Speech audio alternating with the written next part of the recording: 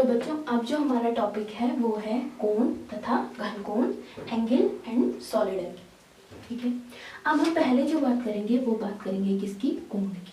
तो कोण क्या होता है, ये आपने प्रीवियस क्लासेस में भी पढ़ा है कि हमने इसके लिए सबसे पहले एक वृत्त खींचा। ठीक है, ये आपका एक वृत्त है और ये इसका केंद्र सपोज हमने ले लिया है ये O और ये उसकी हो गई परिधि सरकमफेरेंस। ठीक है, और इस परिधि पर हमने एक भाग ले लिया है A और B, ये एक हिस्सा मैंने ले लिया है AB। ठीक है, इस AB भाग द्वारा इस वृत्त के केंद्र में जो झुकाव होता है या जो भाग बनता है उसको आप इसका क्या कहते हैं, कोण, ये भाग। ठीक है, इसको आप क्या कहते हैं, वृत्त का कोण। कोण को आप किससे प्रदर्शित करते हैं, थीटा से।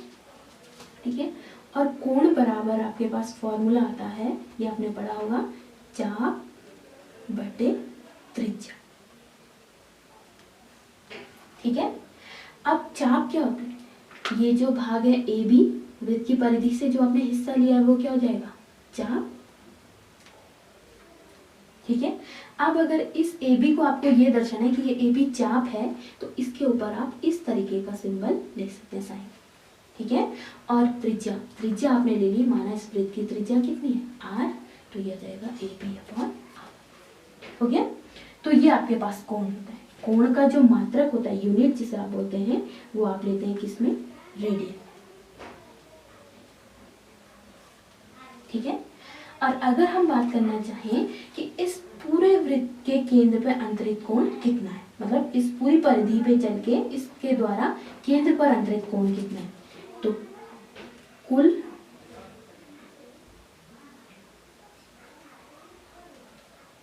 वृत्त पर कुल अंतरित कोण, वृत्त के केंद्र पर कुल अंतरित कोण कितना है, टोटल आपको निकालना है। तो टोटल चाप कितना हो जाएगा, पूरी परिधि यानी कि 2 पाई r और बटे त्रिज्या कितनी है, r। तो r से r कैंसिल हो गया, ये कितना बचा, 2 पाई।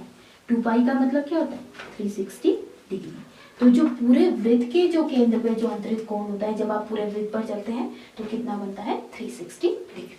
ठीक है, तो ये तो होता है आपके पास कोण।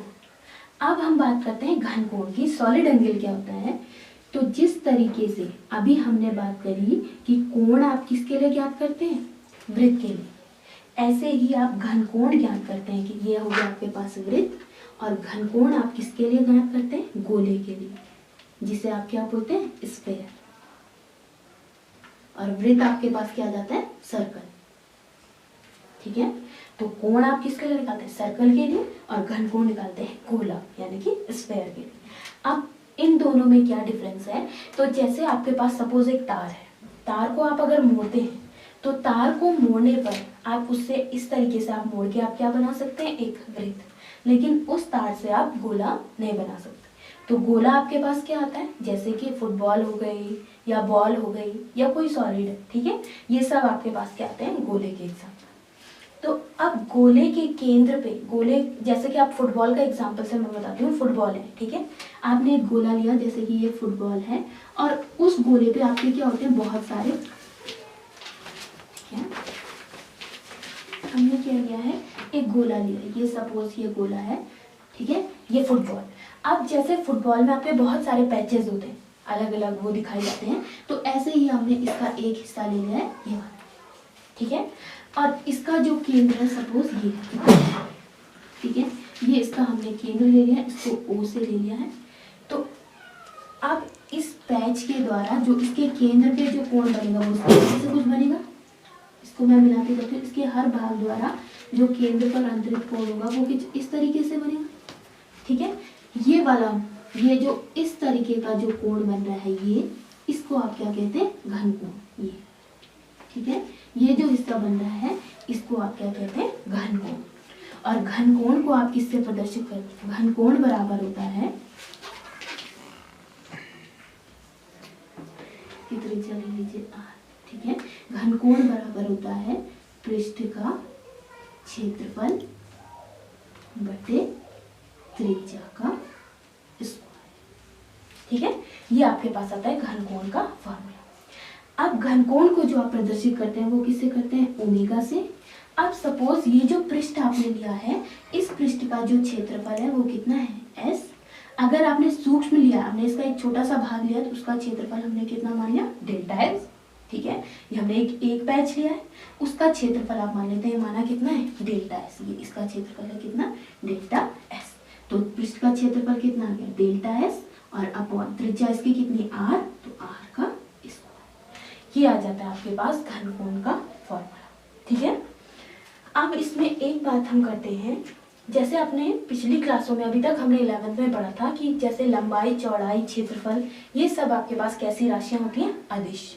लेकिन अब जो हम इलेक्ट्रोस्टैटिक्स के अंदर 12th की क्लास में पढ़ते हैं, तो यहाँ पर हम क्षेत्रफल को क्या मानते हैं, एक सदिश राशि। ठीक है, अब क्षेत्रफल को सदिश राशि क्यों मानते हैं, इसका रीजन ये है कि जैसे मैंने ये भाग लिया, ठीक है, इस भाग को भी मैं अगर छोटे छोटे बहुत सारे भागों में इस क्षेत्र के भी मैं बहुत छोटे हिस्से ले लेती हूँ, ये इस तरीके से मैंने बांटे। अब इसका भी मैं एक छोटा सा हिस्सा ये वाला भाग ले लेती हूँ, तो इस भाग का अगर मुझे क्षेत्रफल ज्ञात करना है और उसकी सही सही स्थिति मुझे निकालनी है कि वो किस स्थिति में है, तो उसके लिए मुझे क्षेत्रफल को किसके रूप में लेना पड़ेगा, सदिश के रूप में। तो इसलिए हम क्या लेते हैं, क्षेत्रफल को सदिश के रूप में लेते हैं। अब अगर क्षेत्रफल एक सदिश राशि है, यानी कि डेल्टा एस कैसी राशि है, एक सदिश, तो इसमें दिशा होगी। अब दिशा की दर को, जैसे सपोज ये आपके पास ब्लैक बोर्ड है, अब क्षेत्रफल आप किसका निकालते हैं, किसी पृष्ठ का। तो ये सपोज ये व्हाइट बोर्ड है, इसका जो पृष्ठ है, ठीक है, इसका जो क्षेत्रफल की जो दिशा होगी वो किधर होगी, इसका ये जो पृष्ठ है इसके लंबवत बाहर की ओर, ये वाली जो डायरेक्शन है, इस पृष्ठ से सीधे बाहर की ओर, ये आपकी क्या होती है। तो सपोज अगर इस पृष्ठ का मुझे लेना है, तो इसके बाहर की ओर क्या होगी, इसके क्षेत्रफल सदिश की दिशा। ठीक है, अब उसके बाद ओमेगा आपका घनकोण हो गया, इसका जो मात्रक होता है, जैसे आपका कोण का मात्रक क्या आता है, रेडियन, तो ऐसी घनकोण का मात्रक आता है स्टेरेडियन। ठीक है, इसका जो मात्रक आता है वो क्या आ जाता है, स्टेरेडियन। ठीक है, अब हम इसमें एक और बात करते हैं कि जैसे सपोज ये अभी इस वाले पोर्शन को मैं यहाँ पर आपको एक छोटे चित्र से दर्शाती हूँ। ये सपोज हमने एक पृष्ठ लिया इस तरीके से, ठीक है, और ये आपके पास है, यहाँ पर जो घनकोण बना ये क्या है, ओमेगा, इसका क्षेत्रफल है डेल्टा एस। ठीक है, अब इसके यहाँ बीचों बीच हम एक लाइन खींचते हैं, ये लाइन, तो ये वेक्टर आर यानी कि किसको प्रदर्शित करती है, विस्थापन सदिश को। ठीक है, और क्षेत्रफल सदिश भी आपका इसी दिशा में है, डेल्टा एस। ठीक है, अब मैं तो ओमेगा का जो फॉर्मूला आ गया, ओमेगा इज इक्वल टू कितना आ गया, delta S upon R square. लेकिन अगर जो आपके पास अब जो है, इस क्षेत्र को मैं इस तरीके से ना लेकर के, सपोज जो आपका जो पृष्ठ जो आपने लिया है वो थोड़ा इस तरीके से ले लेती हूँ।